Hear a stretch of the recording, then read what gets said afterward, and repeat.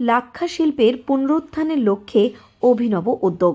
এক মাসব্যাপী বলরামপুরে শুরু হচ্ছে লাক্ষার তৈরি জুয়েলারির ওপর প্রশিক্ষণ শিবির। ভারত সরকারের ক্ষুদ্র ও লঘু উদ্যোগ বিভাগের উদ্যোগে আয়োজিত এই শিবিরে স্থানীয় যুবক যুবতীরা লাক্ষা থেকে উপজাত দ্রব্য ও জুয়েলারি সামগ্রী প্রস্তুতির প্রশিক্ষণ পাবে। মূলত লাক্ষা থেকে উপজাত দ্রব্য ও জুয়েলারি আইটেম প্রস্তুত করার মধ্যে দিয়ে এলাকার যুবক যুবতীদের স্বনির্ভরতার পথ প্রশস্ত করার চেষ্টা চালানো হচ্ছে। এ বিষয়ে পুরুলিয়া জেলা পরিষদের সভাধিপতি নিবেদিতা মাহাতো বলেন, রাজ্য সরকার গ্রামীণ শিল্পকে পুনরুজ্জীবিত করার চেষ্টা করছে। লাক্ষা শিল্প একসময় এই এলাকার গর্ব ছিল। প্রশিক্ষণ ও সহায়তা পেলে আবারও এই শিল্পে যুক্ত হওয়ার সম্ভাবনা তৈরি হবে। এছাড়াও ক্ষুদ্র ও মাঝারি শিল্পের জন্য লোনের ব্যবস্থাও করা হয়েছে।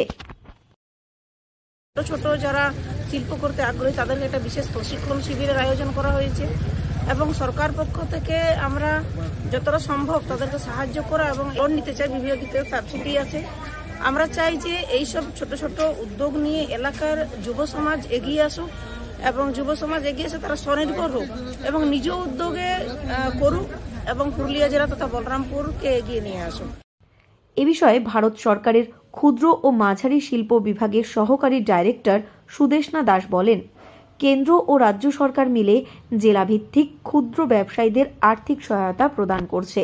ব্যাংক লোনের মাধ্যমে স্বনির্ভরতা বৃদ্ধির দিকে জোর দেওয়া হচ্ছে, যাতে যুবক যুবতীরা স্বনির্ভর হতে পারে তার জন্য তাদের প্রশিক্ষণ দেওয়া হচ্ছে। 6 উইকস প্রোগ্রাম হবে, তাতে আমরা চাইছি লাক্ষার উপর এই প্রোগ্রামটা হবে। মার্কেটিং থেকে শুরু করে ফিনান্স থেকে শুরু করে সর্বত্রভাবে প্রত্যেকটা এন্টারপ্রেনারকে আমরা যাতে সেই শিক্ষা, তাদের জ্ঞান, অ্যাওয়ারনেসটা দিতে পারি, তাদের ইনপুটটা তৈরি করে দিতে পারি এবং তারা সাকসেসফুল এন্টারপ্রেনার হয়, এটাই আমাদের। মূলত গ্রামীণ অর্থনীতিকে চাঙ্গা করতে এই উদ্যোগ নেওয়া হয়েছে।